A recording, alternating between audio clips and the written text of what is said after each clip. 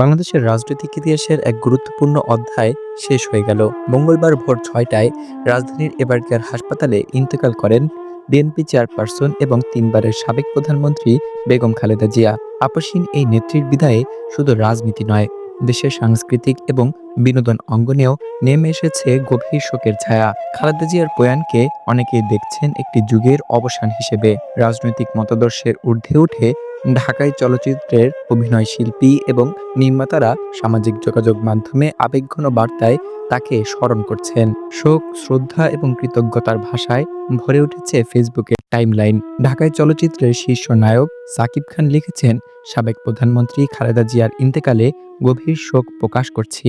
তার রুহের মাগফিরাত কামনা করছি এবং শোক সন্তপ্ত পরিবারের প্রতি সমবেদনা জানাই। সংক্ষিপ্ত হলেও তার এই বার্তা ছিল গভীর সম্মান এবং মানবিকতায় ভরপুর। চিত্রনায়িকা অপু বিশ্বাস লেখেন, বাংলাদেশের প্রথম নারী প্রধানমন্ত্রী খালেদা জিয়ার এই চিরবিদায় মহাকালের সাক্ষী হয়ে রইল।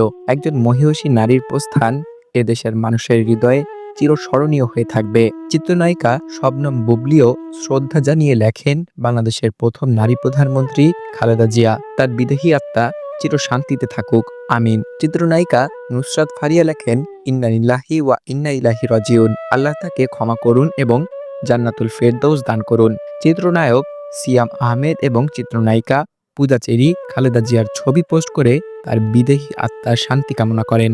অভিনেত্রী আজমেরি হক বাঁধন লেখেন, বাংলাদেশের রাজনৈতিক ইতিহাসের এক অবিচ্ছেদ্য অংশ তিনি। তার নেতৃত্ব এবং জনসেবা বাংলাদেশের ওপর দীর্ঘস্থায়ী প্রভাব রেখে গেছে। অভিনেত্রী সাদিয়া জাহান প্রভা লেখেন, জেল জুলুম সহ্য করেও তিনি দেশ ছেড়ে যাননি।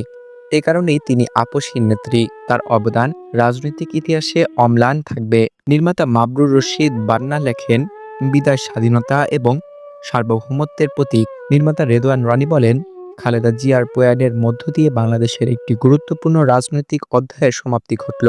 এছাড়া অভিনেত্রী রাফিয়াত রশিদ মিথিলা, আসনা হাবিব ভাবনা, অভিনেতা আরশ খান, পিয়া জান্নাতুল সহ আরও অনেক তারকা সামাজিক যোগাযোগ মাধ্যমে শোক প্রকাশ করেছেন।